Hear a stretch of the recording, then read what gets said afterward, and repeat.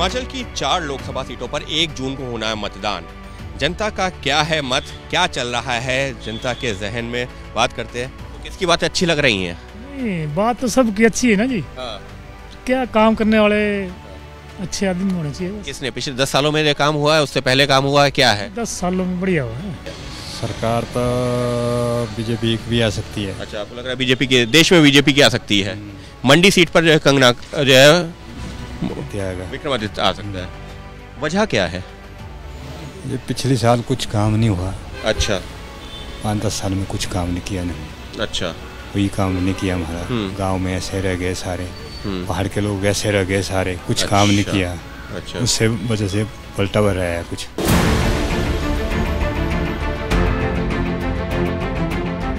मंडी Lok Sabha seat के छोटा बाजार इलाके में हम पहुंचे हुए हैं। तो चुनाव मैदान में उतरी हुई, लगता है उसका असर पड़ेगा? हाँ जी, पड़ेगा। पड़ेगा, कंगना क्या ने कहा? हाँ जी। अच्छा, तो ये मोदी जी का असर होगा या कंगना के नाम पर वोट होगा? जिस हिसाब से चल रहे हैं ना, ऐसे तो कांग्रेस का ही जोर होगा। अच्छा, कांग्रेस का जोर है। कांग्रेस रखते हैं आप? कांग्रेस जो कर रही है ना, सच कर रही है। मोदी सरकार बीच बीच में गड़बड़ कर रही है। अच्छा, मोदी सरकार गड़बड़ कर रही है। चुनाव में जोर तो सभी लगाएंगे अपना अपना। हाँ, लेकिन पड़ना किसका भारी? पड़ना तो भारी कांग्रेस का ही लग रहा है। कांग्रेस का लग रहा है इस सीट पर, मंडी सीट पर। मंडी सीट पर। अच्छा, हिमाचल भर में?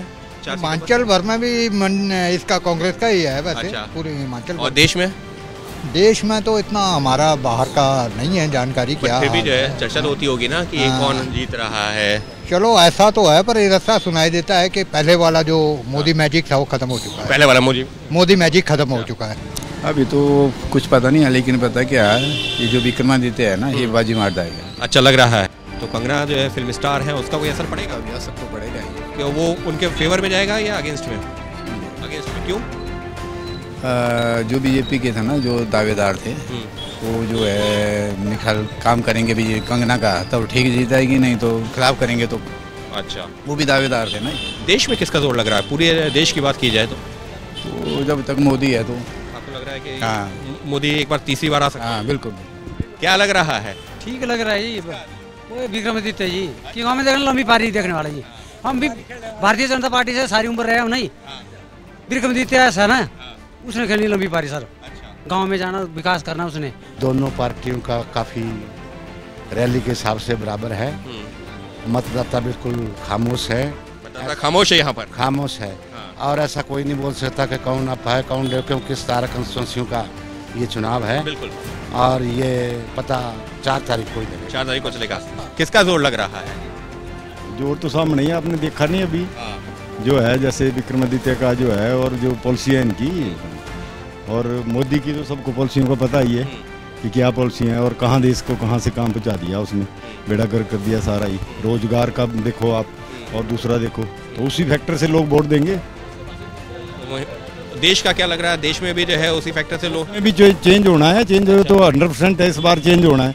अगर तीसरी बार भी दे दिया तो देश का तो बेड़ा गर्क हो जाएगा। अच्छा, तो पार जाएगी 100%।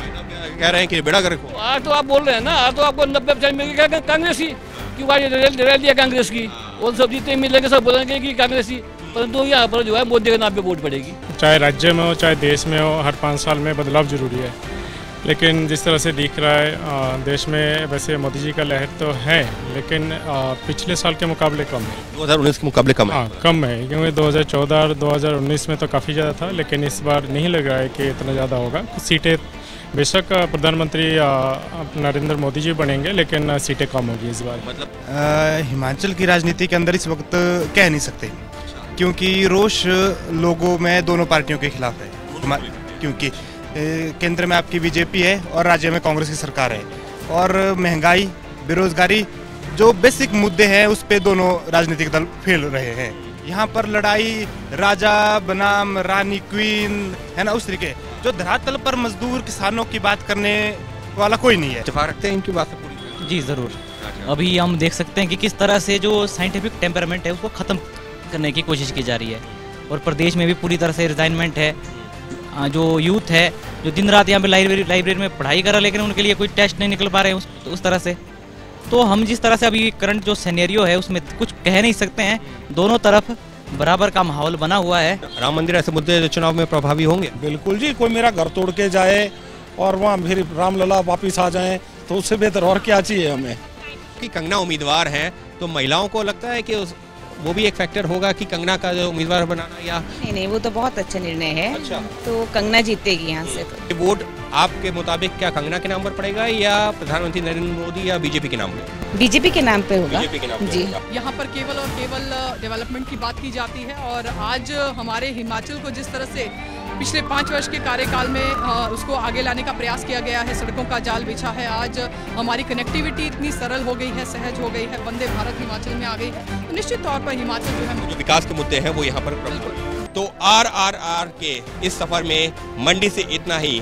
हम आपको अब मिलेंगे एक नए शहर में, जनता के बीच, नए मुद्दों के साथ में, उन मुद्दों के साथ में जिनसे जनता रखती है सरोकार, और जानेंगे कि आखिर किन मुद्दों को लेकर के जनता करेगी मतदान और चुनेगी नई सरकार। तो देखते रहिए एबीपी न्यूज। जैसे ही घड़ी का काटा दोपहर 2:30 पे आए, बबीता जी का दिल सास बहू साजिश के लिए मचल जाए। और ये है इनकी बहू, पूरे दिन ऑफिस की टेंशन हो जाए गॉन जब ये करें अपना फेवरेट शो फ्री टाइम पे ऑन। इनकी तरह आप भी देखें अपना फेवरेट शो अपने टाइम पर और डाउनलोड कीजिए एबीपी लाइव ऐप अपने स्मार्ट टीवी पर।